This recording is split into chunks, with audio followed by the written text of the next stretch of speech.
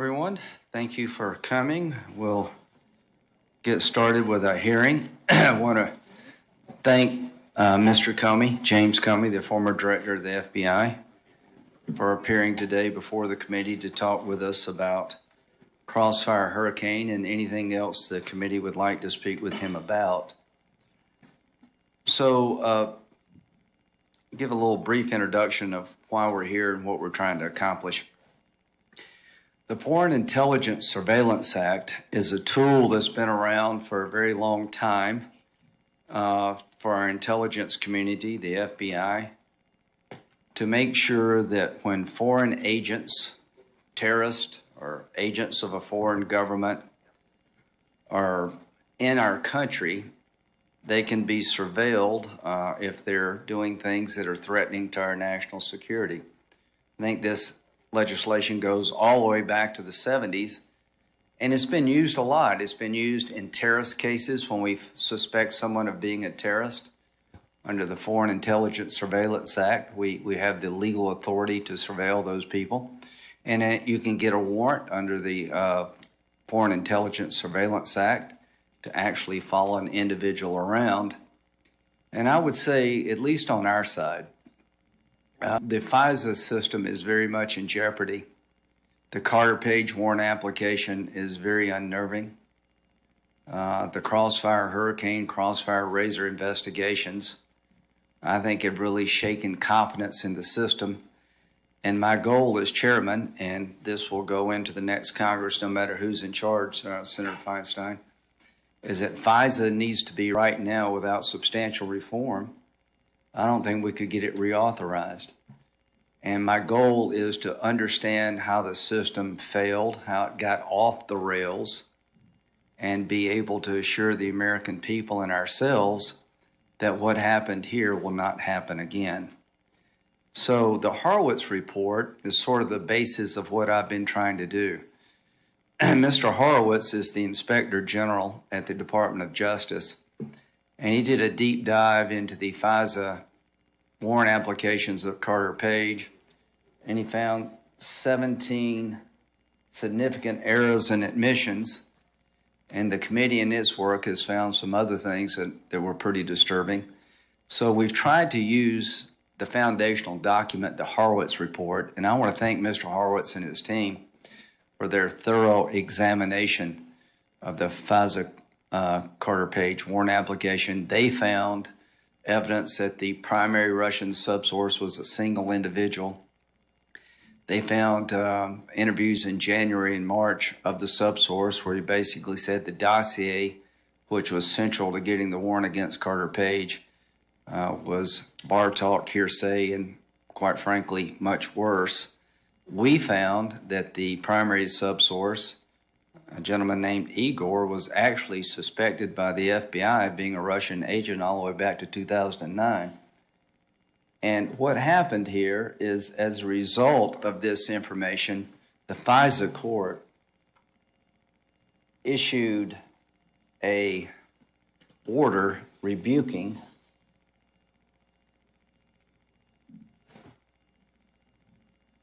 the FBI and Department of Justice conduct. And where's that final paragraph there? This is what the FISA court. The FBI's handling of the Carter Page applications, as portrayed in the OIG report, was antithetical to the heightened duty of candor described above. The FISC expects the government to provide complete and accurate information in every filing with the court. Without it, the FISC, the FISA court, cannot properly ensure that the government conducts electronic surveillance for foreign intelligence purposes only when there's a sufficient factual basis.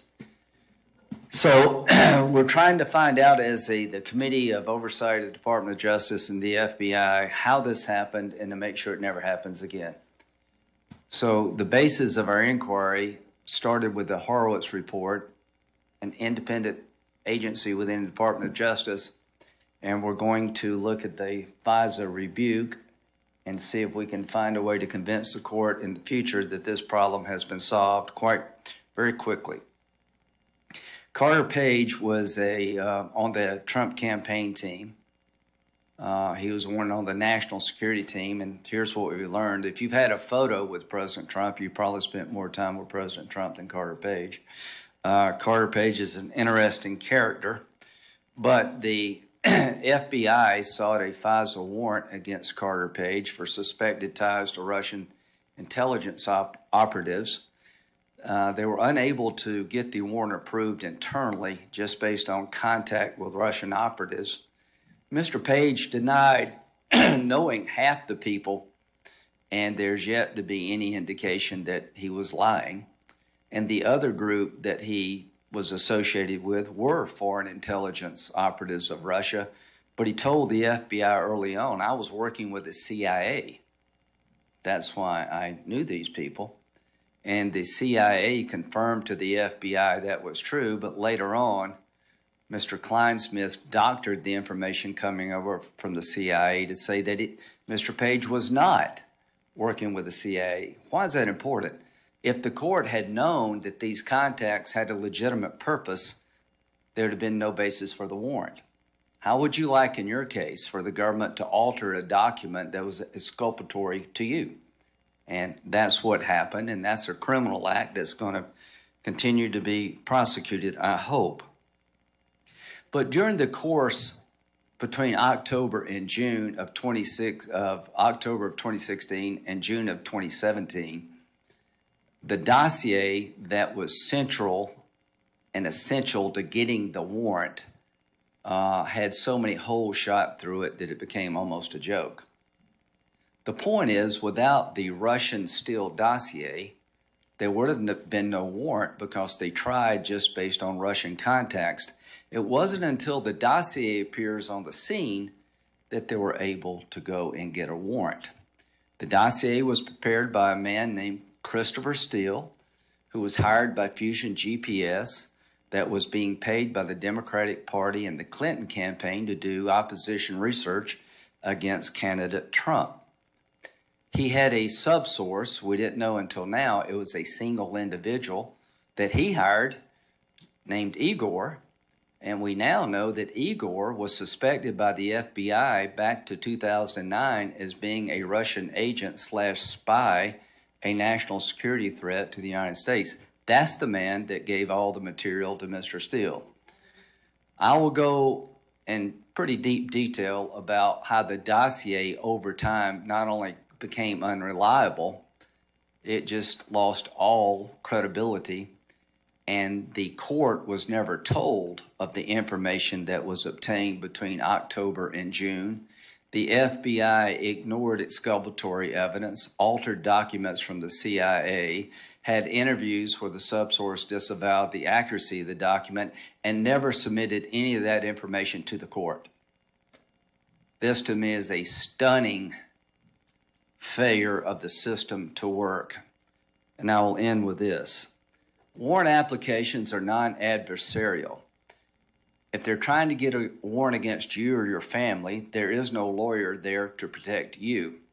The court has to rely on the agents, the department to be honest and forthright when it comes to obtaining a warrant against an American citizen, criminally, or even in the FISA arena. So here's the question.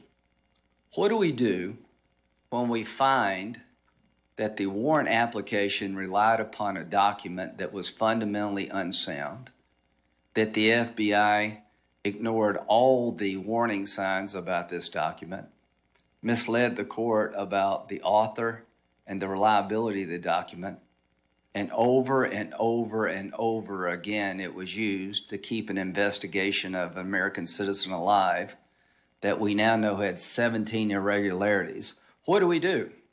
We just say, well, that was bad. That's the way it goes. Does anybody get fired? Does anybody go to jail? And I'm saying this to my Democratic friends. If it happened to us, it could happen to you.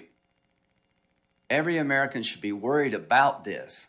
This is not just an abuse of power against Mr. Page and the Trump campaign. This is a system failure.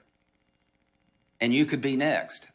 So the joint effort of this committee, in my view, should be to make sure this never happens again, starting with finding out who did it, who's responsible, Apparently, everybody's responsible, but nobody's to blame is not the right answer. So my goal is that we can have a deep dive and understand how this happened and working together to assure the American people it never happens again to any political campaign of any party, and that the FISA system can survive this very sad chapter.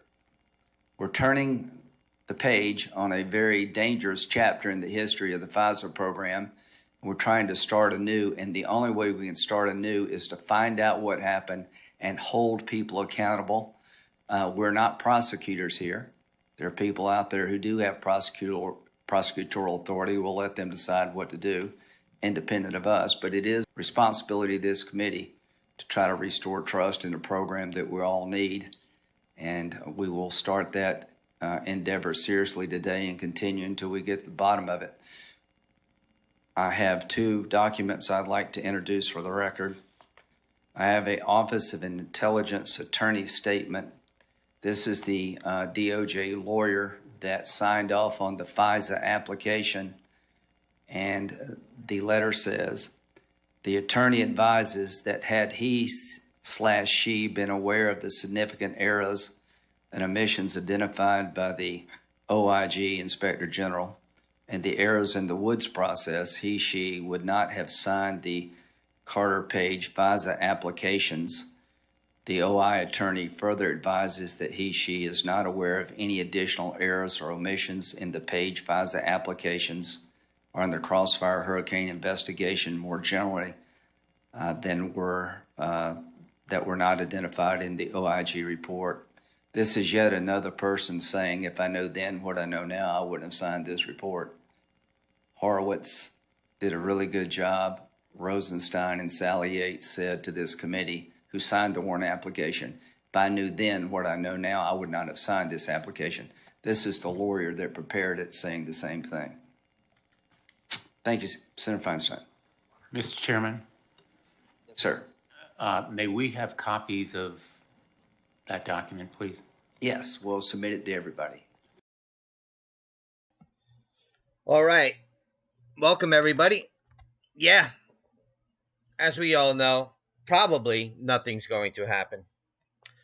So I will skip to live now. They should be live at this point. Let me see where we're at.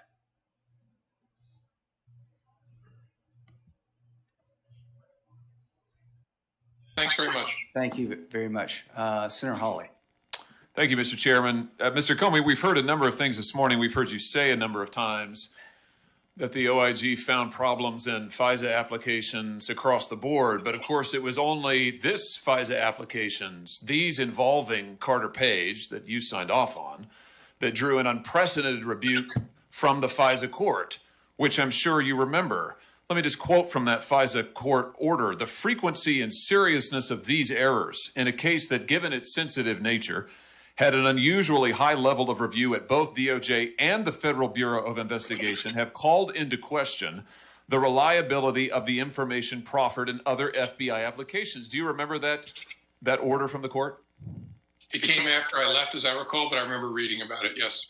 And have you ever known the court to issue any other such order that you're familiar with? Yes. You have known the court to issue orders rebuking the FBI for misleading it in the past? Yes. Shortly before 9/11, there was significant criticism by the FISA court of the quality of FISA applications. And the court said that the frequency and seriousness of the errors in applications led it to doubt the reliability of all FBI applications in all other cases? I don't remember the exact words, but something similar. And as I recall, they banned at least one agent from appearing in FISA applications. Yeah, well, that's not what they did here. I mean, in this case, the FISA court said that they had reason to doubt the reliability of FBI applications across cases because of the level of misleading information that you personally signed off on. Do you regret your role in this unprecedented misleading of a FISA court? I don't regret my role. I regret that it Why not? happened. I'm sorry? Why don't you regret your role in the unprecedented misleading of a FISA court? Well, I regret that the FBI supplied information to a FISA court that was inaccurate, incomplete, and should have been updated. Do you regret that you signed off on it? Well, I regret that it happened. The only reason I'm hesitating is what the FBI director does in connection with a FISA is actually very narrow. But put that to the side. It's important that it be accurate, and it wasn't. And I regret that very much. Listen, you said this several times. I frankly don't understand it. The certification that the statute requires is a certification by the FBI director as to the contents of the application. You signed off on it. The FISA court said it was so misleading that it now had reason to doubt the FBI's truthfulness across the board. Are you responsible for these certifications or not? I don't believe you're accurately describing the statutory requirement for Are certification. you responsible for these certifications or not? Answer my question. I sign certifications on every FISA that the FBI sends over to the FISA court, including these. Are you responsible for this misleading evidence given to the FISA court? Yes or no? Yes, in the sense of command responsibility. No, in that I didn't have personal knowledge that would have led me to understand that we weren't supplying complete information. Let's talk about what personal knowledge you have. When you certified the first Carter-Page FISA application, you believed that Mr. Steele was working for the Democratic Party, didn't you? I don't remember whether I knew the Democratic Party. I knew that he was working for political opponents of President Trump. Now, let me remind you of your testimony under oath on December 7th, 2018, before the House Oversight Committee, in which you said, and I quote, Steele was retained by Republicans adverse to Mr. Trump during the primary season, and then his work was underwritten after that by Democrats opposed to Mr. Trump during the general election season, end quote. Now, surely you recognized at the time that relying so heavily on a biased source would undermine public confidence in the FBI's activities, didn't you? No, I did not. Why wouldn't you? You told the same committee, the House Oversight Committee, December 7, 2018, and I quote, when you're the leader of a justice agency, that's you, the appearance of bias is as important as the existence of actual bias. You also said a reasonable appearance of bias can corrupt the American people's faith in your work as much as actual bias can. Do you stand by those remarks? Very much so. But you nevertheless allowed the Democratic Party to leverage the federal government's most invasive intelligence capabilities against President Trump, and you personally signed off on it. You also knew at the time that other officials in the Department of Justice had serious concerns. Do you know who Stuart Evans is? I do. Mr. Evans was a lawyer in the National Security Division of DOJ under President Obama, wasn't he? I think he was, I don't know for sure. I think he was a career official at the Department of Justice involved in He was a lawyer in the National Security Division of the Department of Justice. Before the first Carter-Page FISA application, Mr. Evans raised serious concerns about the ostensibly partisan nature of the information provided by Mr. Steele. Did he not? I don't know. That he did. The Inspector General reports it on pages 136 and 137 of this report. And you knew of those concerns before you signed off on the FISA application, didn't you? I don't think I knew before. I remember reading the footnote that it did to inform the court of potential bias. No, actually, the Inspector General found on page 139 of the report, and I quote, on October 12, 2016, Evans' concerns about Steele were briefed to Comey, end quote. And yet you signed off knowing that the research was funded by the Democratic Party, knowing that senior officials in the Department of Justice National Security Division had serious concerns. You signed off. Nonetheless, let's talk about what else you knew or didn't know. When you certified that FISA application, did you know the allegations in the Steele dossier came from subsources, not from Steele's own knowledge? I believe I did know he had a network of sources and subsources, correct. Did you know who this primary subsource was? No. Did you ask who the primary subsource was? No. Did you ask the FBI to take any steps to identify that source before submitting this application to the FISA court? I don't know whether I asked. I knew there was an effort underway to try to replicate Steele's source network so we could figure out what to make of Steele's reporting.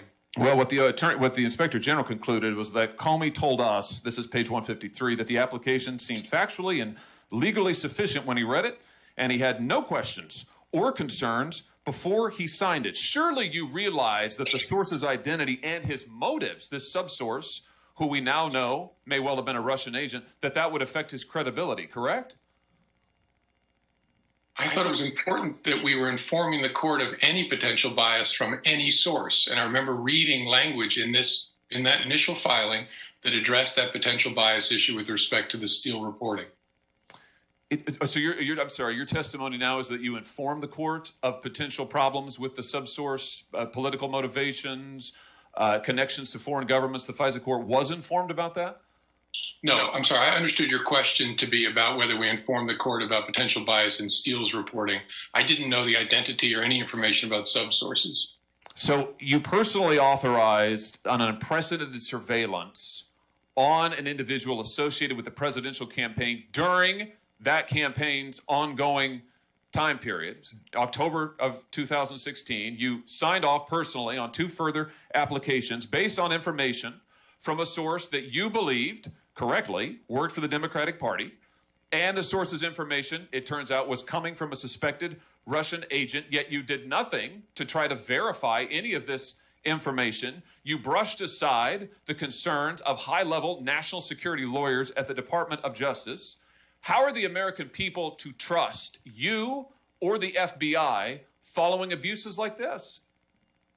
I disagree extensively with your predicate. I think the FBI is an organization that is honest, competent, independent, and also flawed because it's made up of human beings. Well, I have to say, I'm not necessarily worried about the FBI as a whole. I'm worried about you. And I'm worried about what you certified to a court that led the FISA court to conclude that it had been misled repeatedly, and that due to the nature of those repeated misrepresentations, it could no longer trust what the Federal Bureau of Investigation, the agency you led, what it said in subsequent cases. That, I suggest to you, is an incredible dereliction of duty, indeed a betrayal of your responsibility as director of the FBI. If I could, Mr. Chairman, just one last thing I want to follow up on. The letter from to Chairman Graham from John Ratcliffe, which I know you've seen, Mr. Comey, as you mentioned it earlier. Mr. Ratcliffe says, on 7 September 2016, U.S. intelligence officials forwarded an investigative referral to FBI Director James Comey regarding U.S. presidential candidate Hillary Clinton's approval of a plan concerning Donald Trump and Russian hackers as a means of distracting the public from her use of a private mail server, end quote. Did you open an investigation? I don't know what that refers to. As I said earlier, that does not ring any bells with me when I read that. You did not receive any investigative referral of this nature? I don't remember it. I don't remember receiving anything that's described in that letter. I have to say, Mr. Chairman, I realize my time has expired. I find it extraordinary that a referral from the IC to the FBI regarding Hillary Clinton's campaign and potential illicit activity received no attention from the FBI. So little attention, the director doesn't even recall it. And yet, the director and others had plenty of time to go and seek surveillance warrants during an ongoing presidential campaign. Warrants so flawed that the FISA court has now said it can't trust what the FBI says in future cases. This is an extraordinary abuse of power, and it's time we hold people responsible for it. Thank you, Mr. Chairman. Thank you. Senator Blumenthal. Wow. Yeah, no shock to any of us that's been paying attention.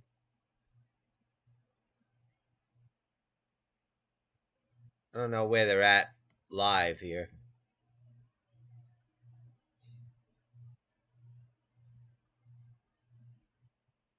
This should be live now. Of white supremacists, impact and violence, rather than telling them to stand by. And I commend. What I mean is this should be up to date. This is like as forward as I can go. Earlier you made in response to Senator Durbin's inquiry about the $421 million in debt that has been disclosed as owing by the president. You've done a number of national security background checks. And in the course of those background checks, my understanding is that a standard question relates to debt owed by individuals. Is that correct? Yes, that's correct. And the reason for that question is to indicate and disclose whether or not that individual has concealed any of that debt, correct?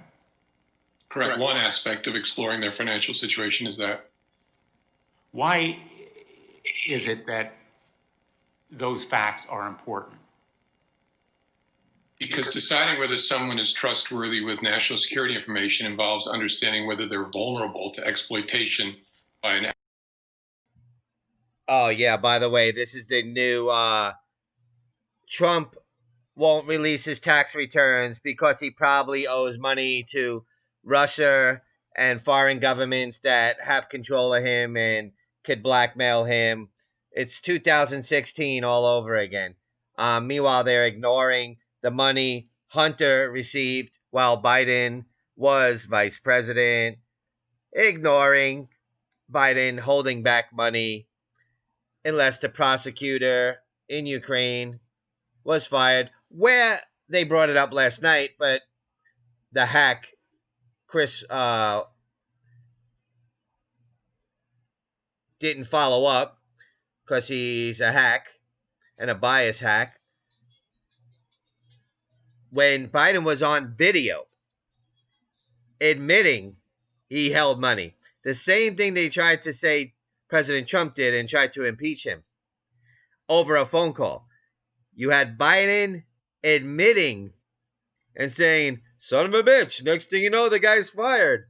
I told them they better have him fired. I'm leaving in a couple hours. But, nobody follows it up. No surprise there. It's 2016 all over again. My opinion as far as the debate last night, I don't know why President Trump would agree to do a debate with a clearly biased hack. I would, if I was president, say from now on, no moderator. Let me and Joe Biden just go at it. Or there'll be no debate. Just like these press conferences that are filled with vipers and gotcha questions. I wouldn't have those either. Why play their game? Because there's a history of playing that game. Plus, on this, now that we get back to it, I don't think Comey's even under oath, so he can say what he wants here. Usually what they say when they're not under oath is totally opposite of what they say under oath. I may just clarify. All right, so I'm just checking if this is live here.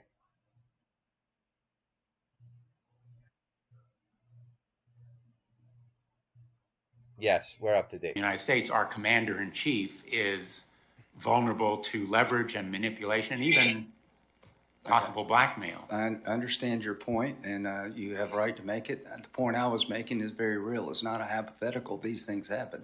Senator Tillis. Thank you, Mr. Chairman. Thank you, Mr. Comey, for being here. Mr. Comey, I'm not going to ask some questions that have already been asked by prosecutors and lawyers whose preambles and predicates you have rejected. So instead of getting a non-answer, I want to go more from a management perspective. We had General Horowitz before this committee, Inspector General Horowitz, and he identified, as you're aware, the 17 errors and omissions. And as I look at some of the errors and omissions, do you think, we know one that was identified as a crime, what do we do with the remainder? I mean, do you accept General Horowitz's reports and his findings? Do you think that they were valid? I do, and I hope that it was followed by a root cause analysis, which any enterprise ought to engage in to figure out, so exactly why did this happen and how should we change to make sure it doesn't happen again? Well, let's say that you came in as the new director of the FBI after the prior director had their organization studied. We found these errors and omissions. If it didn't rise to a level of a crime, in your opinion, do you think it at least should have prompted terminations and disciplinary action on the part of, these are all highly trained, highly educated, highly experienced professionals in the FBI. And by the way, the majority of them are great people, but it's a big organization. But what about the remainder? I mean, you're the new director. You've gotten this report from the Inspector General. What do you do? What is your remediation plan? I've heard you say that you would want to streamline the FISA process. I may get a question in on that, but what would you be doing right now to address the 16 other errors and omissions that occurred prior to your watch? I'd be doing two things, looking wide and looking narrow. Wide to see what the systematic problems are, looking narrow to try and understand. So when these employees made these decisions, what were they thinking? Severe misconduct turns on whether someone was intentionally engaging in wrongdoing, and there's a range of misconduct short of that. You'd want to assess that with respect to everybody with personal knowledge and then make your judgments based on that. You were quoted, I want to read this so I don't get your words wrong, but you were quoted as saying the FISA process was followed and that the entire case was handled in a thoughtful, responsible way by the DOJ and the FBI. You went on to say the notion that FISA was abused is nonsense. Do you still stand by that? I don't. I don't think it was abused, but I think I was wrong in having confidence in the FISA process and in the layers of oversight and review. I was too confident in this extensive, really very complicated system. What would have prompted you on the front end to think that it was okay? I think that you already said in prior testimony that there were things in the FISA process that should have been improved. Why, under your watch, weren't we already trying to do those kinds of changes? Well, my confidence was based on the fact that it was regular oversight by the Department of Justice, regular audits of our cases, and that I also understood the complexity of the process. Agents would complain to me everywhere I went, it's too hard to get a FISA, too many people have to check off on it, too many people have to review my work. So knowing the process, which included regular audits, gave me confidence as any leader, as a business leader or government leader, that we have a sound, healthy process. And that was wrong. Mr. Comey, one of the things that worry me about this is we're talking about an investigation of someone who was running for president of the United States.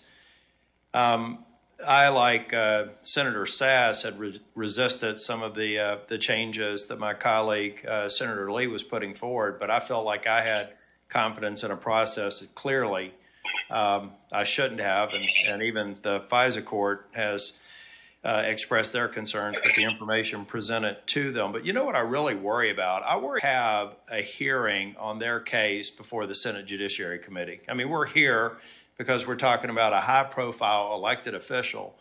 But do you have any concerns that the same sorts of lapses that were used here, and I do think people should be held accountable and prosecuted, do you have any concerns if we go back over the course of the FISA process that we've had innocent people out there subjected to the same process and potentially wrongfully received a warrant and surveillance? Sure, it's a reasonable concern. The Inspector General did a look across dozens of cases and found mistakes, I think he said, in every case. That's a serious concern, that there's a systemic problem. Now, that doesn't mean that the warrants wouldn't have been issued otherwise, but that's besides the point. There was an issue, and if I were still there, it would be something I'd be thinking about every day, and I suspect Chris Wray is. Well, Mr. Comey, I've got... All right, so let me pause that a minute. So, according to Comey, it's the system, not that he was corrupt. Yeah, nice try, but nobody's buying it. Also, my personal opinion, the FISA judges were in on it. There is no way that a judge would approve this bullcrap FISA thing without saying, well, who is behind this, so-called information? And, oh, there was a political party? There's nobody telling me, this is my opinion, that the FISA judges, no matter what they were handed, didn't say, well, who's behind this? And didn't know that Hillary Clinton and all of these people and Steele and all of them were behind it. I hope that comes out one day, but I doubt it will. I know people want to think, oh no, the FISA judges were victims. They were lied to. And these clowns held back information. Not buying it. Not buying it. Sorry. I had another question. I remember Inspector General Horowitz, I asked a series of questions because in the report, when he talked about a possible political motivation for the behavior of some of those involved and identified in the investigation, I asked him about, did he see any evidence of a political motivation? He said that was murky. But if you've gone through it, and I'm sure that you have, do you believe that this whole process was absent any political bias against the President of the United States, that it was just void of political bias, just a paperwork error or a business process that needed to be streamlined? Or how do you feel about that murky description that General Horowitz gave to the motivations of people? We've seen all the emails and the communications, vive la resistance. How do you feel about that? Do you honestly think that this process at the operator level was truly devoid of any political bias? I do, and I'm not just saying that. I'm saying that because I read Horowitz's 400-page report, where I think the most important finding is in case opening and the conduct and the investigative decisions, there was no evidence found of political bias. And so believe you don't think it's he knows how to say it. Go ahead. If Horowitz finds something, he knows how to say it, and he found the opposite, and so that's why I say that. But why would Inspector General Horowitz, who I think is a very capable Inspector General, go so far as to say it was murky? You say that there's no doubt, but we have him say it was murky based on the same information that I read in the report. I don't know where I'm sorry, Senator, I don't know where the murky comment comes from. I'm talking about the report itself, which I've read very carefully a number of times, and he makes that finding. We found no evidence of political bias in any phase of this investigation. Okay, just final question, Mr. Chair. I did start about 45 seconds late to Burisma and to... It's a lie. Comey is playing games with words. The report said there was no bias, which I don't believe this statement I'm about to say. There was no bias that affected, that they can prove affected the outcome and these FISA reviews. They never said there was no bias. We know there was bias. Strzok and Page, etc., etc. They said they cannot prove that bias affected the outcome. Not that there wasn't any. They just can't prove it. So they're striking it up to it was just, errors and omission and negligence and blah, blah, blah. So let's get it right. We know there was bias. Another thing. I could be wrong about this. I've been saying this from day one. I hope people are prepared that none of these people will pay. Why? Because both sides are dirty. And if you set a precedent about going after people that have dirt on each other, it's going to be over. The only one who doesn't have dirt on him because he's not a politician and doesn't play these games and hasn't played these games for 50 years like most of these creatures that have been in politics is President Trump. I'm not saying President Trump in his life of all things. I'm sure he did this and that in business, whatever. Total corruption. And if people are going to pay, such as Hillary, Comey, Biden, they will also talk about Republicans that have dirt on them. Nobody will pay for this. Once again, our country has a history of going, okay, here's the facts. Oh, well, how do we move forward to prevent this from happening again? That's something our country constantly does. How do we move forward to prevent this again? Nobody ever pays for it, ever. Nobody will pay for this. Nobody's going to Guantanamo.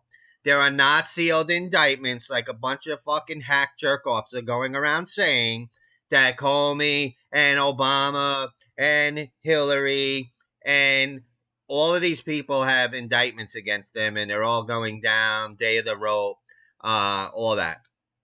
It's nonsense. In my opinion, nobody will pay money. 2014, the board, while you were the FBI director and Vice President Biden was in office, did you have any concerns, did you have any concerns about that with, or express any concerns with Vice President Biden? I never learned anything about it. I didn't know anything about it when I was FBI director. Thank you, Mr. Chair.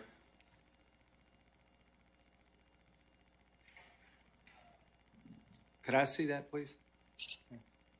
Senator Hirono would be next, but I just want to make sure. I'll remind you, I don't believe Comey is under oath right now. So he could say whatever he wants. His body language is totally saying he's lying.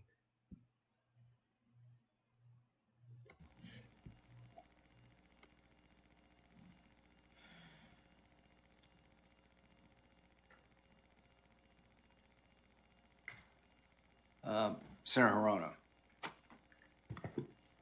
Thank you, Mr. Chairman. The chairman noted that he is committed to trying to save the FISA system. Oh, where can you find that Biden boxing cartoon? Oh, the one Rich made? Go to 1600 Reasons Why on Twitter. He has it posted there. But it's on his YouTube page, 1600 Reasons Why. And yes, it does suck if nobody is prosecuted for this. I am not happy about that. And I could be totally wrong. I just don't like people going around telling people for 2 years now, trust the plan, and this is going to happen, and this is going to happen. Here's my PayPal. Here's my Venmo. Here's my Cash App. Trust the plan. Oh, wait, you'll see. Well, they didn't prosecute this person because there's bigger crimes are coming, and they keep moving the fucking goalpost and scamming fucking people and gaslighting people and all this bullshit. I don't like being the one to say nothing's going to happen. I'm judging that by history. I'm also judging that by knowing if you set a precedent to go after these people, they will release the info they have. The whole system will burn. Why also will nobody pay for this? I'll tell you why. Because they just talked about it, and I don't know if you missed it. Every case, terrorism case, then will now be reopened if they can prove that there was corruption on purpose to mislead the FISA court. Every terrorist will walk if you go and prove that these scumbags did this on purpose and it wasn't just an accident and let's get together and figure out how to fix it. It was just the system. Do you realize what will happen if you prove they did this on purpose? It would be like a forensic lab being busted doctoring evidence. Every case that forensic lab handled would now be in question and reopened. The ramifications would be huge. That's where I'm getting this from. I could be wrong. And I wish. Here's a little more proof. Hillary, announced by this clown, Comey, totally sent out classified information. And the law says it didn't even have to be on purpose, just negligent. He even said that and said, however, no reasonable prosecutor would take her. And then, what was the chant? Lock her up. And here we are 4 years later. And they didn't even reopen the case. Despite what everybody's saying. Oh, you'll see, Jake. You'll see. Wait. Oh, you have no idea they're all going down. Sorry. I don't know how many people I'm pissing off right now. But I'm not here for hope porn like other people push while they attach their Cash App to it. I don't write books on mysterious creatures that put out bullshit that they're going to take down the deep state while only our side is being prosecuted and having their door kicked in. Sorry. And in fact, OIG Horowitz dug very deep into the Crossfire hurricane investigation, and in a 400-page report, as Mr. Comey noted, he found no evidence of political bias. But he did note a number of changes that should be made to the FISA application process. And in fact, FBI Director Wray is doing those changes. And so if we are committed to making changes to the application process, and we all somebody says, we haven't had a president like Trump. People will go down. Well, the president can only do so much. It's up to the FBI. Oh, who's the FBI director still? Christopher Wray. Who did Joe Biden throw up in Trump's face that even he said Antifa is just an ideology and not a group? Oh, Christopher Wray. Yeah, like trust Sessions, trust Wray. And by the way, the hero Bill Barr, maybe you don't know this, but I'm about to bring you some history. Bill Barr defended the sniper that shot Randy Weaver's wife in the head while she was holding a child. And he got off. That was Bill Barr. Check it. Under Janet Reno.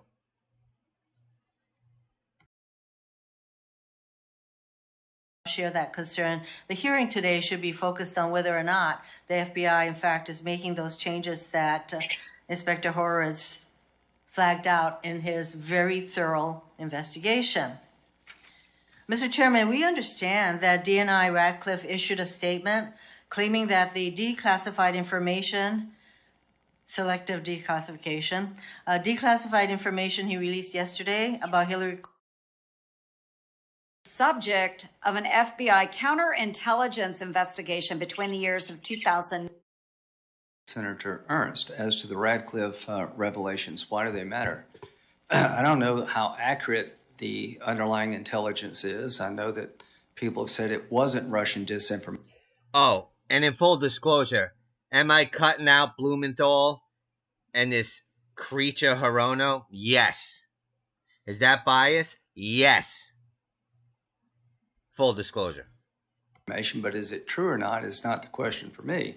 The question is, how can it be that on September the 7th, 2016, the intelligence community asked the director of the FBI, the assistant director of counterintelligence, Peter Strzok, to look into the regarding U.S. presidential candidate Hillary Clinton's approval of a plan concerning U.S. presidential candidate Donald Trump and Russian hacking hampering U.S. elections as a means of distracting the public from her use of a private email server. The only thing I'm suggesting is that's a pretty big deal. Everything Trump has been looked at with Russia. Apparently nobody looked at this. Apparently this was just swept under the rug. And the point we're trying to make here is there is a double standard. It's obvious as night and day. And this is, if anything, the smoking gun. Senator Ernst. Thank you, Mr. Chairman. Okay, one other thing. Like I just said, was it biased that I'm skipping over that? Yeah. Why? You can go on 12 other stations, local and mainstream media, and find biased crap where they just take snippets and stuff. Well, Jake, then you're just being like them. Yeah, because I'm sick of playing the game, going along with the game, like President Trump agreeing to do a debate with a biased moderator. Why? Because for years presidents did debates. Who cares? Republicans being weak and going along with the game has got us where we are. He should not agree to do debates just because presidents do debates with a guy who's going to force him to cut off Biden and cut off Matthews and look like a complete out-of-control maniac. Why agree to do it? Also with these press conferences. Why do it with a room full of vipers? Because every president has press conferences? Well, that's why we're in this position. Why do it? Just have a announcement, what you want to say, and then walk away. No questions. Why allow these vipers? Now, I know people are like, well, it gives a chance to expose the corrupt media and prove to people that they're corrupt, and gives a chance for the whole world to see how nasty these people are. We already know that. We already know that. Everybody already knows that for years, long before Trump ever came along. So why do it? Why? Why go along with the game? Just like me cutting out these people. Well, we should be better than that. Bullshit. Bullshit. That kind of mentality, playing fair, but we follow the law, but we don't want to be like them. All that bullshit got us right where we are, where the president we voted for, who you voted for, they were trying to steal your vote. Now, once again, they're trying to do it again. After the Russian collusion and after the impeachment, how long do you sit back and just play fair? So now they're going to do ballot harvesting, and it's legal. Well, I say just be better at it. Be better at it. Play the game they play and be better at it. No more can we sit back and just be like, well, that's not us, that's them, and we have to rise above. That shit don't cut it no more. We are at war with evil. This is a good versus evil thing. I'm not even going to talk about, democracy at stake or America. This is going on around the world. This is evil versus good.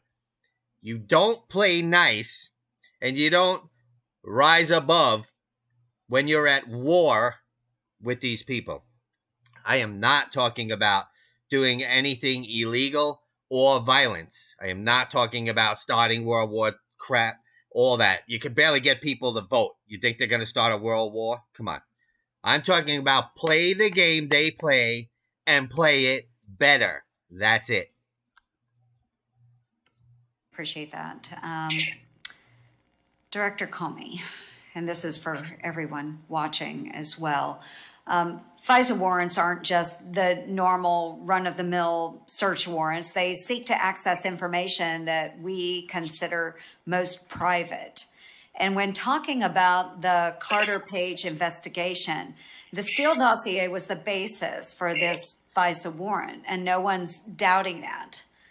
The Steele dossier is, of course, the opposition research report compiled by Christopher Steele, who was hired by Fusion GPS acting on behalf of the Clinton campaign. A dossier that was essentially opposition research on Donald Trump. And we thought it was just that until last week when Attorney General Barr authorized the declassification of a specific footnote in Inspector General's report on the Crossfire Hurricane investigation from late last year. That's the letter that was dated September 24th, 2020. The declassification of that footnote revealed something more disturbing about the Steele dossier. And that footnote revealed that the primary subsource of the Steele dossier was the subject of an FBI counterintelligence investigation between the years of 2009 and 2011 due to their apparent ties to Russia. The same document that alleged then candidate Trump was a Russian spy was funded by political opponents and researched by a suspected Russian operative. And the FBI bought it hook, line, and sinker, or at least they really wanted to. And it gets worse from there, though. During the investigation into that subsource, it was revealed that they had reached out to individuals about to join the Obama administration and made them an offer. They could make a, in quotes, a quote, little extra money, end quote, if they had access to classified information. Thankfully, those people reported this encounter. An associate of that subsource also stated that they persistently asked about their knowledge of a particular military vessel. Again, that encounter, thankfully, was reported. This subsource was in contact with a known Russian intelligence officer and was invited to the Russian embassy. And the FBI knew all of this when they sought the first renewal of the Carter Page FISA application. Unlike those other people who reported their strange encounters with this subsource, what exactly did the FBI do? What did they do? They never provided the information to the FISA court. Not one lick of it. The FBI signed off on a violation of Carter Page's privacy using reports that would normally be used to create a 30-second political ad that were compiled by someone who is likely an actual Russian spy. And that's not even to speak of the noted inconsistencies that so many of my other colleagues have talked about between the reporting in the Steele dossier and the information that the subsource provided to Steele himself. Inconsistencies that the Crossfire Hurricane team continued to rely upon when seeking renewed FISA warrants on Carter Page. Director Comey, according to Peter Strzok, you were briefed on Steele's reporting and okayed the Crossfire Hurricane team's approach to use Steele in the investigation. Do you recall being told about the counterintelligence investigation against this primary subsource? I do not. Do you believe that this information would have been relevant information for the director of the FBI to have received? I don't know the answer to that. Maybe at some point it would definitely be important for the team to consider whether it made the subsource less credible or more credible. I could see it cutting both ways. Well, I think that's pretty pertinent information when you're authorizing FISA warrants. I would want to know what are the subsource's motives. You don't think that that's relevant information? Oh, no, I thought you were asking whether it was relevant for them to tell the director. I'm not writing the FISA affidavit. I'm not investigating the case. It's important for the people running the case to think, does the fact that a subsource has connections to Russia make him more credible or less credible in reporting on Russia? They'd want to wrestle with that and decide what to do with it. But as the director of the FBI, you are signing off on a FISA warrant, that application. I do think it's information that should be provided to you as the director of the FBI. Do you believe that the Department of Justice and the FBI have a duty of candor to the Foreign Intelligence Surveillance Court? Yes, very much. Do you believe they have a duty to present this type of exculpatory evidence to the court? I think they have a duty consistent with that duty of candor to. Okay, so body language is important. When he's not lying, his eyes are wide open. When he's lying, you can blindfold this guy with dental floss. How would you even trust a guy who's barely opening his eyes while he's lying? I mean, it's so obvious. Present a complete picture, good and bad, of all of their information. So that if they have exculpatory information, they ought to supply it. Yes, they do. And ladies and gentlemen, if you're watching this at home, and I do think that people are interested in this, they want to know and believe in the FBI. They want to know and believe in the DOJ. So for those folks that are watching at home, this isn't about political retribution or sour grapes. This is about a coordinated effort by your government our government to influence politics using compromised foreign intelligence actors. Frozen, going to Trump rally in Duluth, Minnesota. Soon doors open at 8. We'll go live too. Okay, so if you're going to go live, will it be on Periscope? And if you can, send me a message, just Jake357, if it's cool that I use your feed. I'll credit you and all that. And I think this is a very, very sad example of what could absolutely go wrong in our government. Thank you, Mr. Chair. Senator Booker.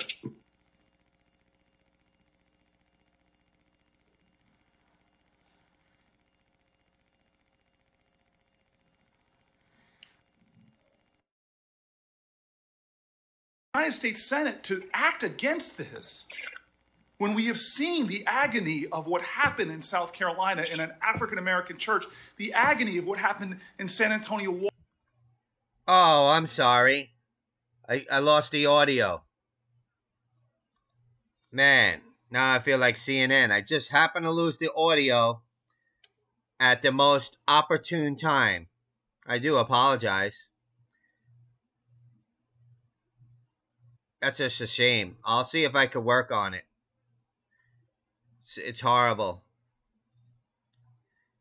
Yeah, so let me know, Frozen, if let me know if you want to send me a message, just Jake357.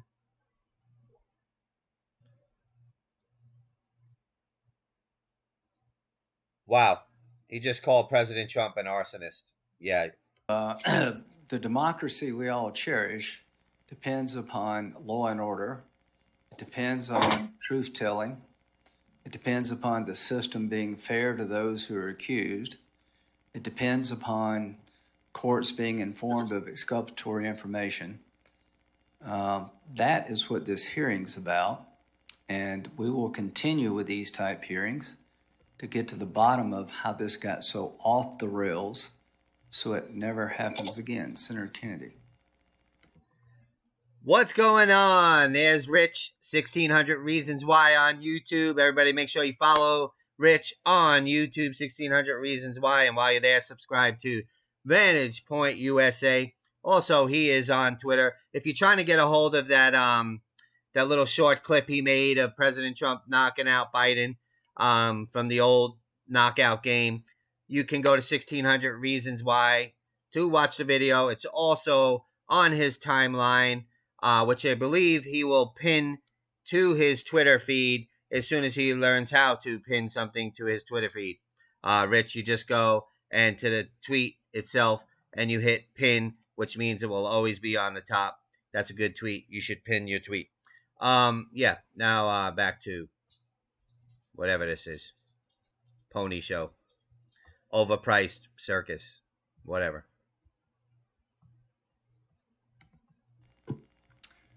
Thank you, Mr. Chairman.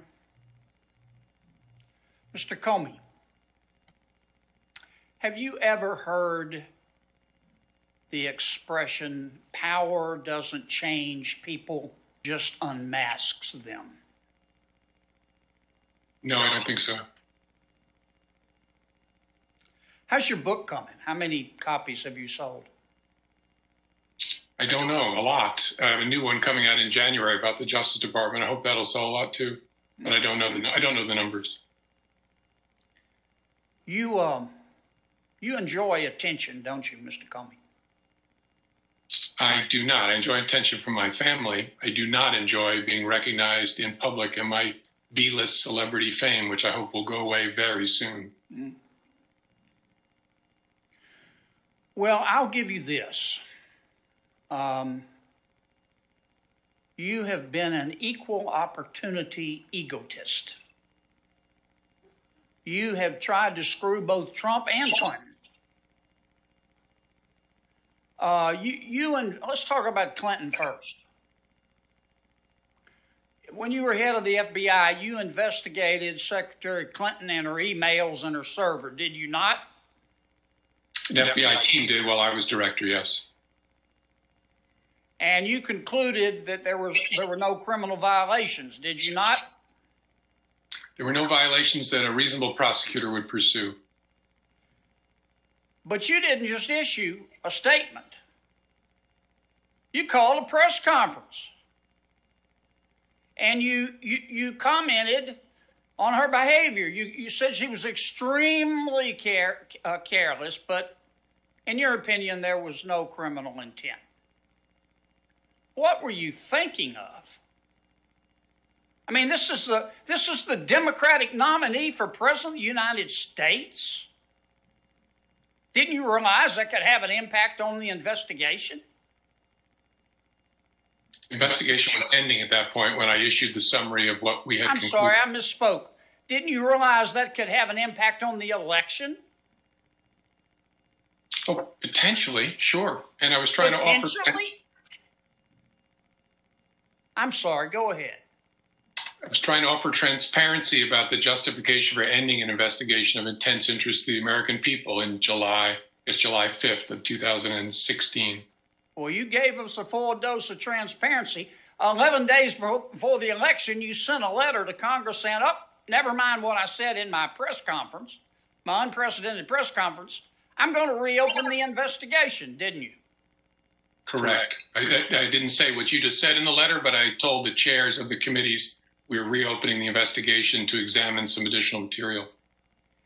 And then a few days later, right before the election, you said, never mind. She didn't do anything. No, I said the examination was completed and it doesn't change our view. And we're not talking about a parking ticket here. We're talking about the Democratic nominee for President of the United States, the most powerful person in the free world. And you didn't think that would have an impact on the election? Oh, I knew it could potentially have an impact no matter what we did. And you don't like attention? Yes, both of those things are true at the same time. Sometimes you have to make hard decisions and you don't like attention. Let's talk about Trump. You didn't really care about Dr. Page, did you? You wanted Trump, didn't you? That is not accurate. When you went and got these warrants to investigate Dr. Page, that you don't remember much about, what did that allow you to do? Could you follow him around? First, I didn't, Senator, go get any warrants. The investigative team and the lawyers from DOJ got offers. Right. Could you follow him around with the authority from FISA? No, you didn't need authority from FISA to follow someone around. This was about electronic surveillance. Oh, so you could wiretap him? It allowed you to collect electronic communications that he was engaged in. You can wiretap him? Yeah, that's the old-fashioned term, but yes, it gave you authority to collect electronic communications. Almost no one uses. Could you bug him? I don't think there was authority in the FISA application for a remote listening device. Could you open his mail? I don't think that was included either. But you don't remember? I don't. It's easy to figure out, but I don't. Sitting here, I don't know. Okay, that's fair. And you're saying today that that if you knew now what you didn't know then, that you wouldn't have signed the application? I would not have signed the narrow certification that the FBI director has to give, but more importantly, I'd want to know from the team, how are you thinking about this? Why are these things not being included? Yeah, I mean, that's what you're a smart guy. You're honors graduate, William and Mary, Chicago Law School. And you don't like attention. And I'm trying to understand that you're investigating the Republican nominee for President of the United States. Okay, No. You've already finished with the Democratic nominee. Yeah, we Now were it's not the Republican investigating. nominee, and you got a FISA warrant that was a lie, and you say, well, it wasn't. You're head of the FBI. Didn't you check? Didn't you go, hey guys, this is this is a nominee for President of the United States. Let's sit down and talk about what's your evidence. You never did that? Senator, we were never investigating the candidate, the Republican candidate, Mr. Trump. This was about a surveillance warrant on someone who was no longer associated with the campaign. Oh, you just got his name out of the white pages. Whose name? And then with General Flynn, you've wrapped up your investigation, but you decide to take one more shot. Sally Yates says you went rogue. Isn't that accurate? It is not accurate. Well, why would she say that? She sure didn't compliment you. I was sitting right here, bigger than Dallas. Listen to her. She said you went rogue. Is he asking me what she meant by that? Yeah, what do you think about that?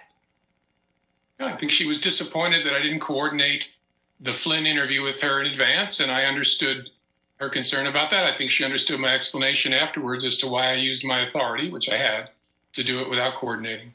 But you don't like attention. I stand by my earlier answer. I love attention from my grandchildren and my children and my wife. The rest of it, I could let politicians have it. Can we agree that the FBI is... So then why do you go on late night talk shows and every other talk shows and book signings and all of that if you don't like attention? He was the most outspoken on-camera FBI director in the history of FBI directors, which nobody should even know who he is or ever see him, and definitely should never see him on a talk show. the premier law enforcement agency in all of human history? I think so. At risk of offending DEA, I think so. Mr. Comey, if you'd chosen a different career, say a driving instructor, and you'd never pursued a career at the FBI, don't you think the FBI would be better off? I didn't pursue a career at the FBI. I was very happily teaching at Columbia when I was asked to become FBI director. That's enough. So we'll go to our next Senator Blackburn in a minute. Are you aware that Mr. Barnett, who is the lead investigator of the Flynn case, recently said that he did not believe there was a crime involving General Flynn? I read his 302, and I think... What's going on, Linda? No, I'm not Joey. My name is Jake, formerly of Total News Network, now Realm of the Republic. We are also live on YouTube, Twitch, and DLive under the name Vantage Point USA, which is a show I do with my longtime friend, Rich. Welcome, Linda. I don't know the Joey you're speaking of, but I hope to God it's not the Joey I'm thinking of. I think it does say that he thought that before January 5th or before Flynn was interviewed. So how normal is it for the lead investigator to believe that the person he's investigating didn't commit a crime and went so far as to say that he thought the whole team was out to get Trump? Is that a normal thing in the FBI? Is that something the court should consider as to whether or not this is a legitimate prosecution? I think Mr. Barnett was confusing the nature of the investigation, which is a little bit concerning if he was working on it. It was a counterintelligence investigation, not a criminal investigation. So here's the point, Mr. Comey. You set Flynn up to get prosecuted. This was a counterintelligence investigation, and there was no there. This man was the incoming national security advisor. He had every reason in the world to be talking to the Russians about changing policy. But this whole rogue thing, setting up an interview in the White House, going around normal procedures, bothered a lot of people. Are you aware that agents felt that the investigation was conducted so poorly that they had to buy liability insurance or thought about buying liability insurance? I am not, although I thought all FBI agents Well, lied. I just want the public to know this was so bad by the people involved. They felt like they needed to buy liability insurance, that the man involved investigating General Flynn didn't believe the man committed a crime.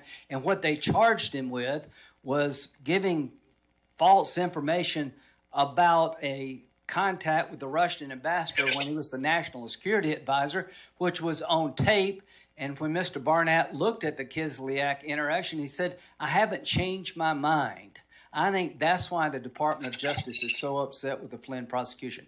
Senator Blackburn. Thank you, Mr. Chairman. And Mr.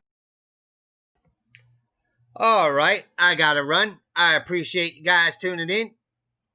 You guys are the best. So make sure you guys follow, share, like, subscribe. If you want to reach me, Just Jake357 on Twitter. Definitely make sure you subscribe on Vantage Point USA.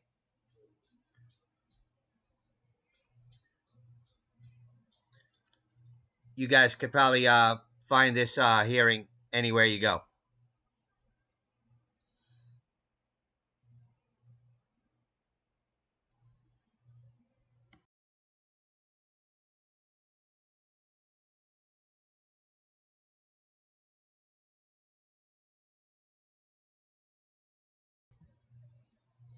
Yes, last night there was nothing going on, so I didn't cover the riots because there really wasn't any.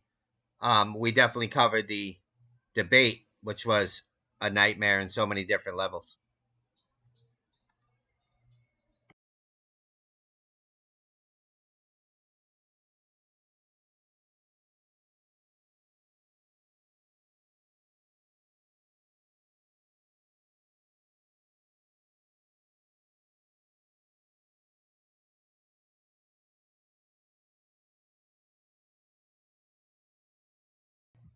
Actually, I'm going to rewind this. You're You guys saying got to that you hear this. had Hold on just one cause for every bit of that, even though, as the chairman just To the Russians about changing policy, but this whole rogue thing, setting up an interview gotta in hear the this. White It's House, crazy. going around normal procedures, bothered a lot of people. Are you aware that agents felt that the investigation was conducted so poorly that they had to buy liability insurance or thought about buying liability insurance?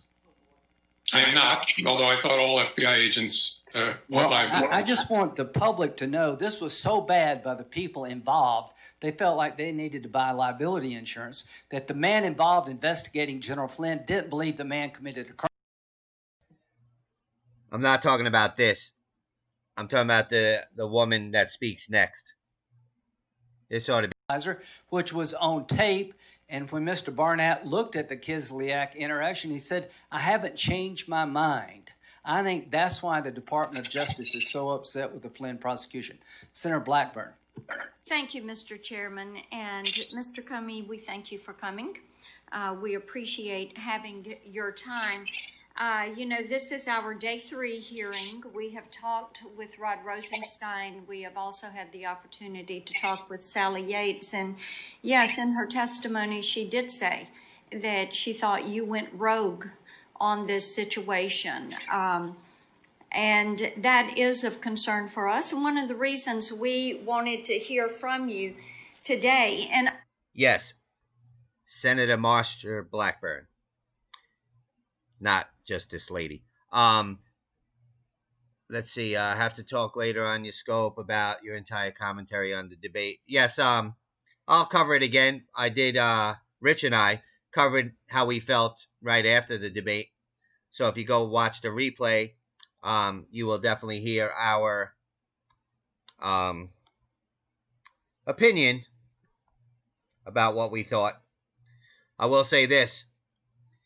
I think the most damaging thing was when President Trump got Joe Biden to admit right in front of the whole world that he's not for the Green New Deal and he's not for defunding the police. And as President Trump pointed out, you just lost the Bernie bros, the AOC people. You just lost the radical left. Trump lost none of his base. I will tell you this, as I talk to Tennesseans, One of the things that they're trying to figure out is quite simply this. Somebody cooked up this plot. They came up with this. And then somebody gave the order to carry this plot out. And somebody did. But then when you talk to Rosenstein and Yates, and now hearing from you, basically what you say is you didn't know anything about any of this. And you did not know any of this was going on. So why don't you tell us who came up with this plot? And then who gave the order to carry this out? What plot are you talking about, Senator? Spying on the president. Yeah, there was no spying on the president. You say there was no spying. There was no problems with Carter Page getting that FISA warrant. There was no problems with Papadopoulos. There was no problem with General Flynn. You're saying that you had just cause for every bit of that, even though, as the chairman just said, and as Senator Kennedy said, your goal was to get to the president, right? I'm not sure I understand what your question is. Well, that is not surprising to me. Let me ask you this. The books that you're writing, would we find those as fiction or nonfiction? Nonfiction. Nonfiction. Okay. I guess you've got plenty of facts in there that are footnoted and can back you up, right? Sure. And you can read the IG report and the Mueller report and the Senate Intelligence Committee. Let's talk about that IG report as a matter of fact.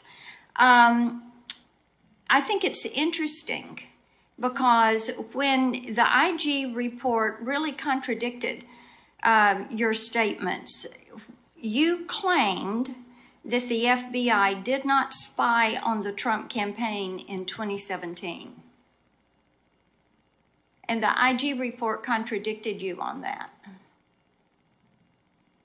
Is that a question? Yes, sir. What do you have to say about that?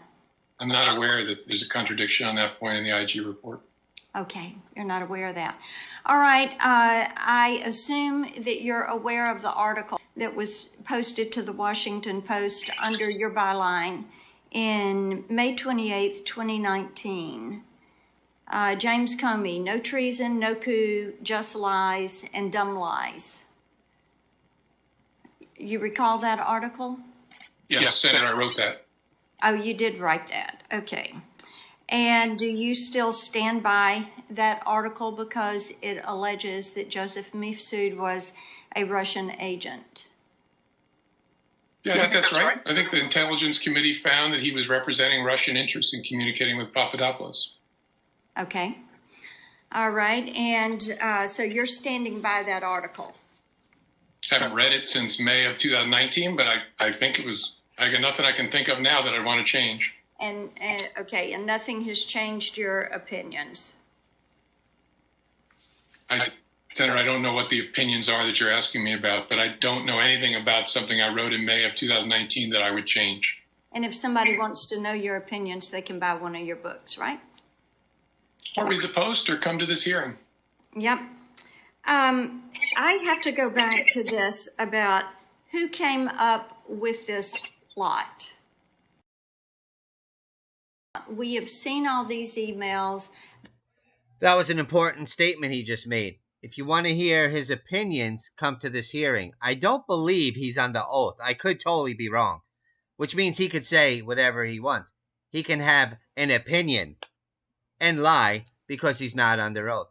Just like Hillary was never put under oath when she was investigated, if you can imagine. Her door was never kicked in like Roger Stone's and everybody else is in the middle of the night. Was able to destroy phones.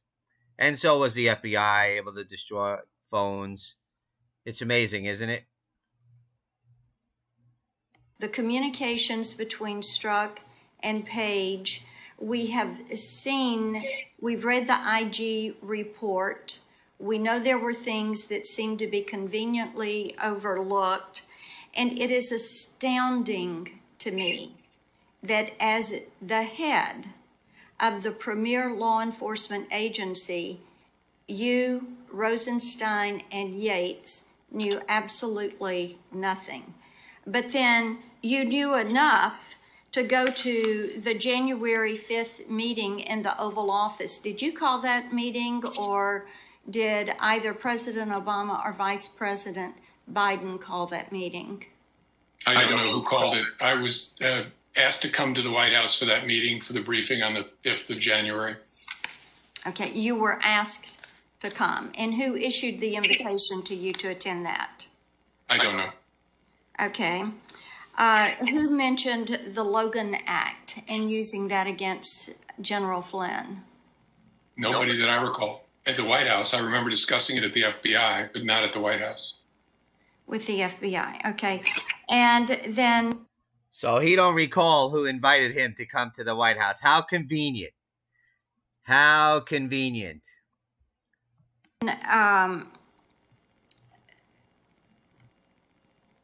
What were Peter Strzok's notes, as later relayed to him by you? What did President Obama mean by instructing you to make sure that you had the right people on it?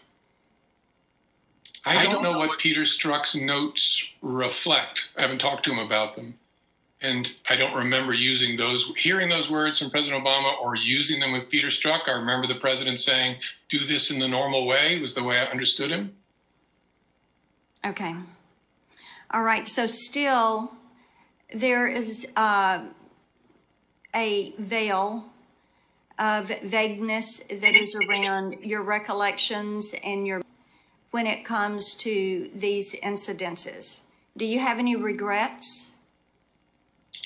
My memory's pretty good. I don't tend to remember exact words unless I write them down. I remember the words of my marriage vows, even though it was 1987. I don't remember specific words that were used during that January 5th meeting because I didn't write a memo about it afterwards. You know, Mr. Comey, I call that selective memory. You choose to remember certain things and you choose to be vague about other things. But one of the things that we do know.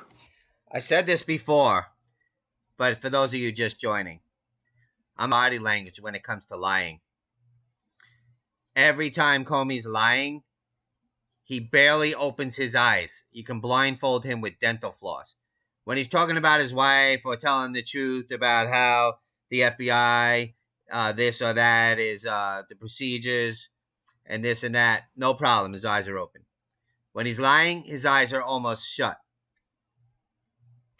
Is the American people have been deeply troubled by the fact that the FBI could have conducted themselves in this way, that the DOJ could have been involved in this. They want to trust the institutions of their government. They see someone in you who is very arrogant, who is very dismissive, and is very condescending to the concerns that they have about the structure of government. And the American taxpayer, they're paying the paycheck for every single person that is in that DOJ and that FBI, and they expect their best efforts. And according to Ms. Yates, you did not give those best efforts. You chose to go rogue. I yell back. Thank you. Mr. Comey, I really appreciate you coming today. You didn't have to do this. You chose to do it, and I want to thank you. Mr. Comey, are you still there? Yeah, I'm still here. Okay, yeah. So I want to thank you for coming, and we'll wrap this up. Is it fair to say that knowing what we know now, Crossfire Hurricane was not done by the book? No, I don't think that's fair to say. Okay. That is fair to say. It was not done by the book, right? No, I'm disagreeing with you. My answer, you asked me at the beginning, I think in the main it was done by the book. Well, God help us all, my friend, if this is by the book. God help the United States of America if this was done by the book, because it was such an egregious violation of fairness, altering exculpatory information, failing to tell the court the unreliability of information before the court that was outcome determined at the beginning, a warrant against American citizens. If this is by the book, we need to rewrite the book, and I promise you we will. Thank you very, very much for coming, and thank you. Now, what will we be doing next? This committee will be going down the ladder of who signed the warrant application to get a FISA warrant against Carter Page. We've had Rosenstein, who is the acting attorney general, Sally Yates, who was the acting attorney general for the number 2 at DOJ when she was in charge. Both say, I would not have signed the warrant application if I knew then what I know now regarding Mr. Carter Page. Now we have the FBI director who came into the hearing today and said that 3 times he signed the application against Carter Page, he would not have signed it knowing then what he knows now. So where are we headed? McCabe is next. He was the number 2 at the FBI. What am I worried about to the public? I'm worried that we're going to blame this on some low-level people. Somebody has got to be blamed for withholding exculpatory information from a court that would have saved an American citizen a lot of grief. Somebody's got to be blamed by using a foreign agent on the payroll of the Democratic Party who hired a Russian agent to create a document called the dossier that was full of falsehoods that led to the obtaining of a warrant against a member of the opposition party's campaign team. Somebody has to pay that price, because if they don't, we will keep doing this again. If it can happen to a Republican, it can happen to a Democrat. So what do I see here? Everybody at the top saying, not me. How is it possible that the director of the FBI, in one of the most important cases in the history of the FBI, was not made aware of the fact that the CIA dossier, the critical document to get a warrant against Carter Page, internet rumor? How is it possible that he did not know that the primary subsource was a single individual suspected by the FBI of being a Russian agent? How is it possible he wasn't informed by people in the FBI after 2 interviews in January and March of the Russian subsource, the Russian agent, that the dossier was bar talk, hearsay, you need to take it with a grain of salt, that none of that made it into the next warrant application in April, none of that made it to the top of the FBI? How is it possible something this important to the country that it's not remotely possible to me that the case falls apart and nobody tells anybody at the top? So to those who found this out, that interviewed the subsource, to those who were made aware that the subsource was a potential Russian agent, they want to hang you with this. If you didn't tell the court, then you're in trouble. If you didn't inform your superiors, you're in trouble, because there's a duty of candor to the court. So those of you who knew that the dossier wasn't reliable, was internet rumor, who had information that the subsource disavowed the reliability of the document, and you didn't tell anybody about it, you need to be fired or you're subject to going to jail. If you did tell somebody, then you've done your job. But here's where we're headed, apparently. And one of the most corrupt investigations in modern history involving the nominee of the Republican Party, where the FBI used a document prepared by a foreign agent, Christopher Steele, who hired a Russian spy to create a document to get a warrant against an American citizen about activities in Russia that were Russian disinformation, at least in part, that we end this whole drama with saying, these things just happen. Nobody at the top really needs to be held accountable other than, well, yes, my fault intellectually. Somebody needs to be fired or go to jail. Mr. Kleinsmith is pleading guilty to altering a document that it was exculpatory to Mr. Page. Without the dossier, there would be no warrant against Carter Page, because all the Russian contacts could be explained if you understood Mr. Page had been working with the CIA, something the FBI knew and failed to tell the court. He went through hell because of the dossier. Not one person has been prosecuted for colluding with the Russians in the Trump world. Why does the Radcliffe revelations matter? The director of the FBI was informed by the intelligence community in September of 2016 that there was a plot being cooked up by the Clinton campaign to accuse Trump of being involved with the Russians to distract from her email server problem. And the FBI director doesn't remember that interaction. Here's the question. Do you think if this information involved Trump, they would have done something about it? I've looked in the file. I can't find any evidence they took it serious. I can't find any evidence they took it serious. Doesn't matter if it's reliable or not. The question is, did the FBI pursue evidence against the Clinton campaign with the same vigor Trump campaign? Can you imagine what the media would be saying today if this revelation were about Trump? Can you imagine how breathless it would be if the FBI just ignored it?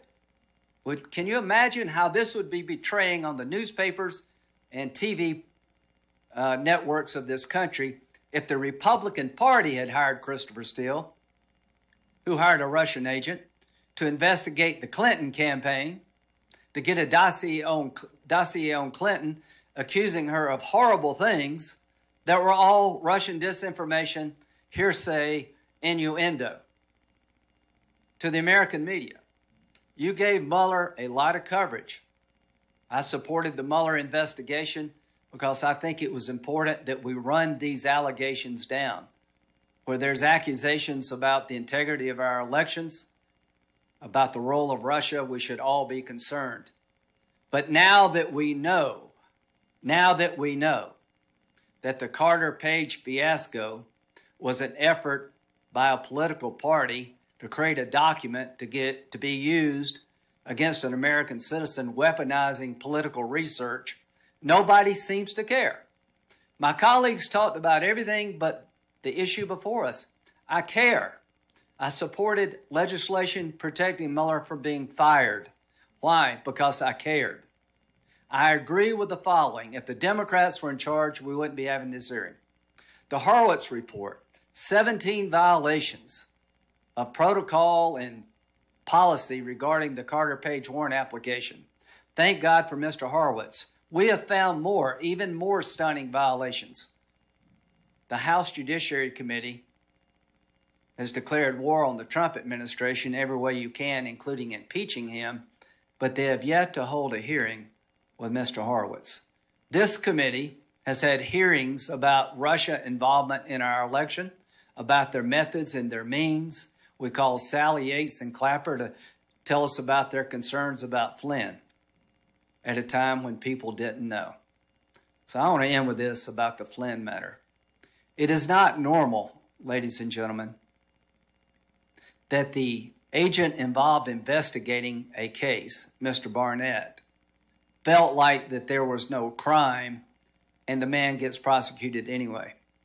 It's not normal for the agent in charge of investigating a case to believe that the organization was out to get a particular individual, in this case, Trump. This is not normal.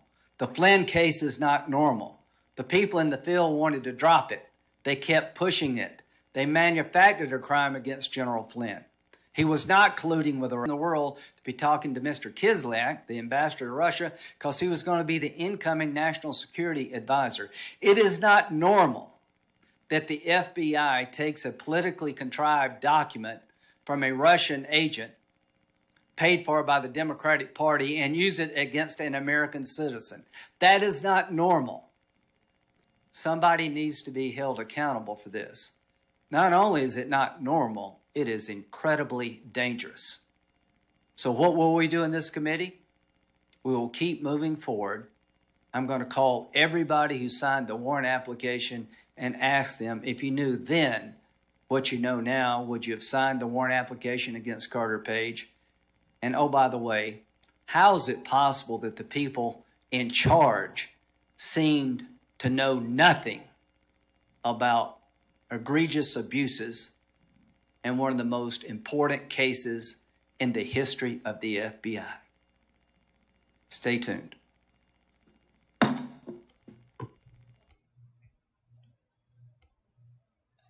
All right, there it is. Thanks for tuning in, and we will see you next time.